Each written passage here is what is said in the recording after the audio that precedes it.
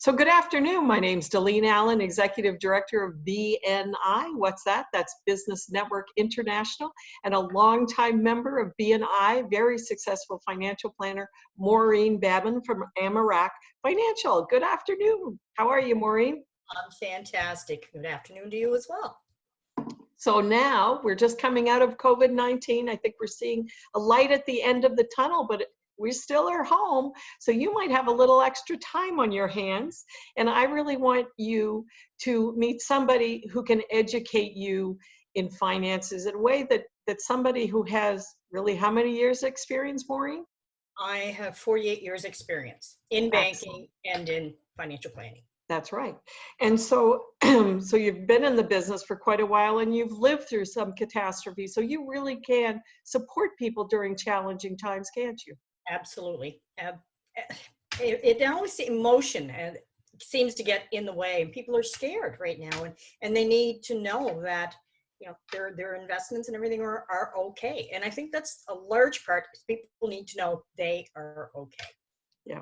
And you know, I don't know about you, Maureen, but I think many people plan their summer vacations more than they plan their financial life. Sadly true. That's right. Yeah. And I love your tagline. Do you want to share that?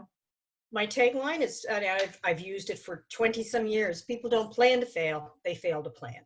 Exactly. Right. Now, so tell me how you got into helping people secure their futures. I started out in this industry by accident. I was in high school and we had a work program that you would go into work for a week or two.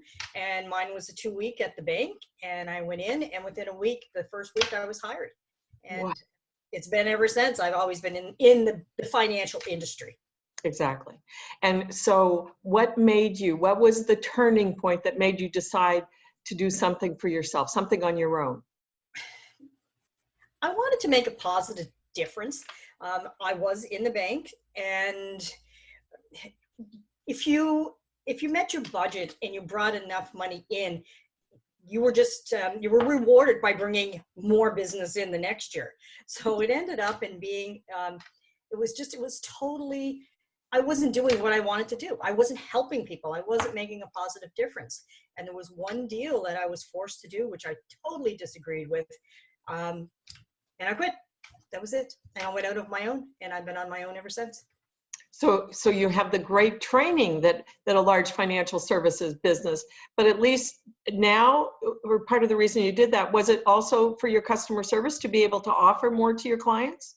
Absolutely. I wanted to be able to give them a variety of choices of products, which I couldn't do in the bank because I had to sell their products from the shelf.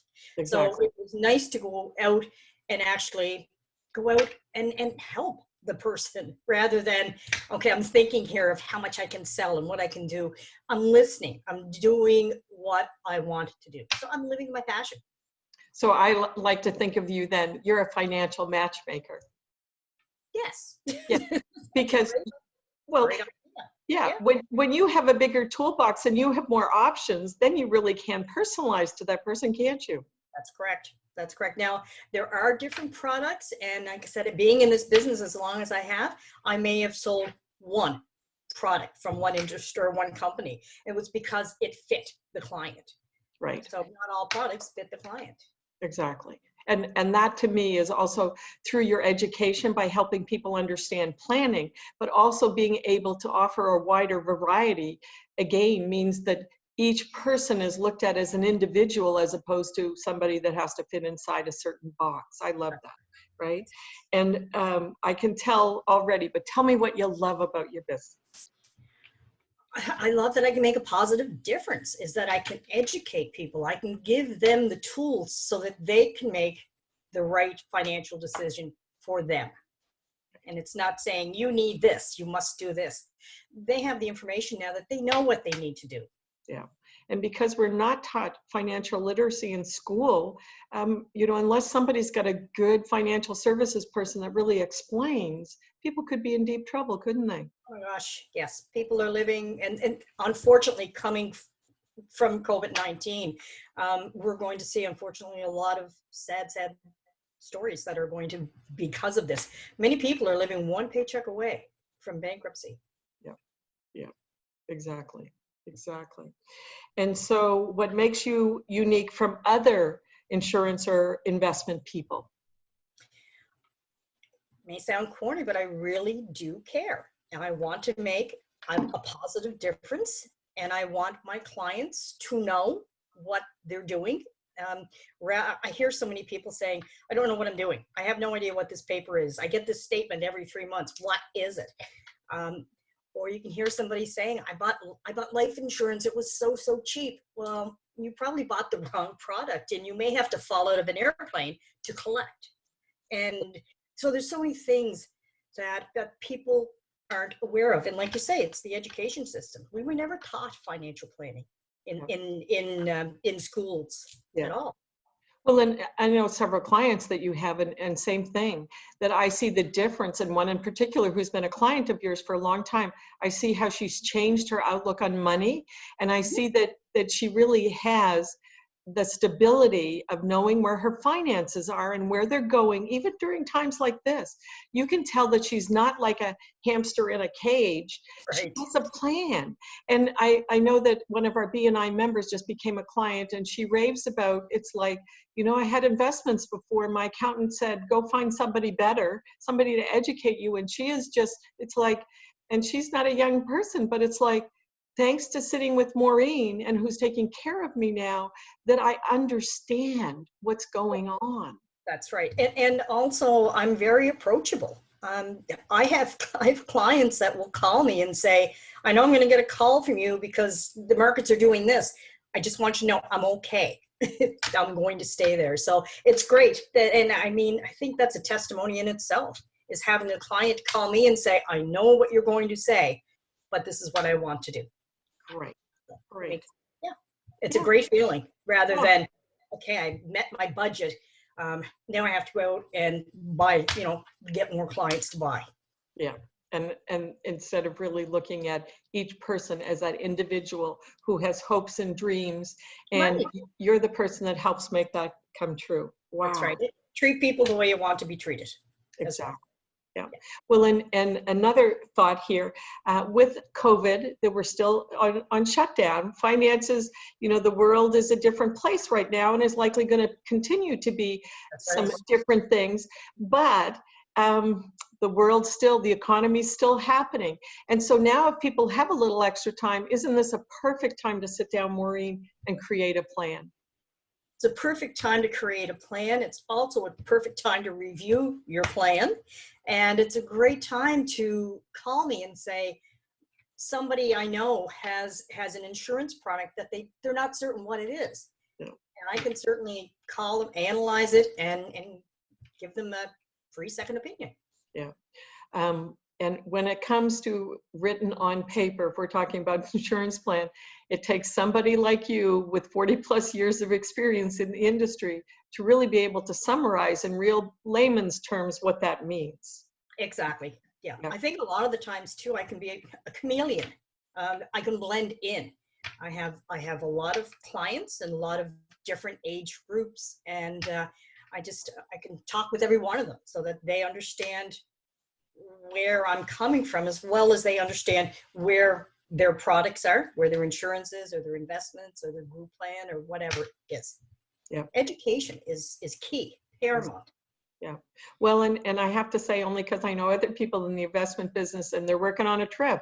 And sometimes I think, we all need goals, and we all need to have aspirations to make that happen.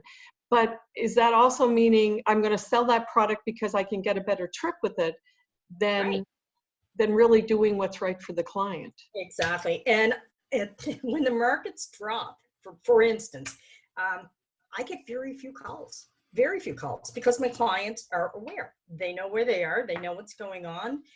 They know the products they have, and they know there are going to be bumps on the road, and they're quite prepared. They're aware of it. Oh, peace of mind. Peace of mind. Yeah. Mm-hmm. So give us some ideas, or what are the biggest or most typical money mistakes people do? Emotions, spending within their means. I hear so many people saying, I can't afford to save for the future. And you can't afford not to. because the future is going to happen. And I was just thinking of one kind of funny story, I guess. And this was a plan that a gentleman had, a client. It wasn't a client of mine, but he was a very mean, nasty person. He wasn't nice at all, and we wouldn't have gotten along very well. But when he died, he had in his will that he wanted a picture of himself that was in their house to be buried with him in the casket. I said, okay, well, that's rather strange. But anyway, the family did what he asked. Unfortunately, somebody dropped the photo, the picture frame, while they were taking it from the wall. Lo and behold, there was I think it was 225 or 250,000 in it. Cash. So he was going to deprive his wife and family that money, and he wanted to be buried with it. Oh my God. Can you believe that? No, I'm just mortified by it, to think that there are people out there. Now, that was his plan. I guess it was his financial plan. He was going to spend the money in the afterlife, but deprive his family from doing it. Wow. But here's the thing. We have all different concepts of money, and education is, to me, what gives you the freedom to then create the plan to do something great with your life. And you know what you said, I can't afford to save. It is a mindset, isn't it? That if you pay yourself first, that and it's a habit. If you say, all right, I can put $100 aside a month, and you do it for a few months, you don't miss the money. And then you can say, okay, well, I've done that. Let's increase it a bit. And before you know it, in 2 or 3 years' time, you have $10,000 saved. Yeah. So you can afford to do it, but you just have to approach it the right way. Exactly. Well, and I think you said another very important thing here, Maureen, in that when I hear so many people when we talk insurance, and I'm a big believer in insurance because I have a sister who's a quadriplegic because of an automobile accident. And believe you me, we were pretty lucky that she had insurance. Okay. And the fact that people are, the first thing they say is rates. And that's really not what it's all about, is it? That's right. Exactly. And my family used to ask me to leave the room when this one certain commercial came on, and it was the dad on the phone with the son saying, it's Patrick, and he just bought really great insurance at a really cheap price. But he actually bought accidental insurance. So like I said, he'd have to fall out of a plane to be able to cash it in. Yeah. So knowing what you have, it's so important. Exactly. And price is not always the guiding factor. Not at all. And certainly during times like when we have a pandemic that we've never had before, and how that may change the industry, or at least how we look at things. But I'm really hopeful, Maureen, that more people will get on board and learn about financial literacy. And it's great that there are people like you out there that really care about them and look at them as the individual and not just fit you into some kind of a box. So yeah. Exactly. So really, when you think about that deal that you didn't want to make really was the turning point, wasn't it? That's right. And sometimes the universe pushes you in certain directions that you go kicking and screaming, but you realize it was for the best. That's what I needed. I needed something like that to push me, to make me realize you're not living your dream. You're not living your best. Exactly. That you want to go home and sleep at night and help clients sleep. And so the other thing I have to tell you, Maureen, in the financial services industry, because I think you have to like people to be able to talk about difficult subjects, but also the level of customer service that you provide to people, that you are accessible, that people can communicate directly. It's not like a call center that you're getting, and that you are there. So, yeah. So I definitely... Years. I've had the same clients for years. That I've seen now, the parents, the grandparents, and the kids, and it's just generation after generation. Yeah, but that says a lot about the quality of work and, again, education. So we need more people like you, Maureen, out educating people about their finances. So Maureen Babin, Amarack Financial, watch us on YouTube, and you have a great day. You too, Dalene. Have a great day. Take care.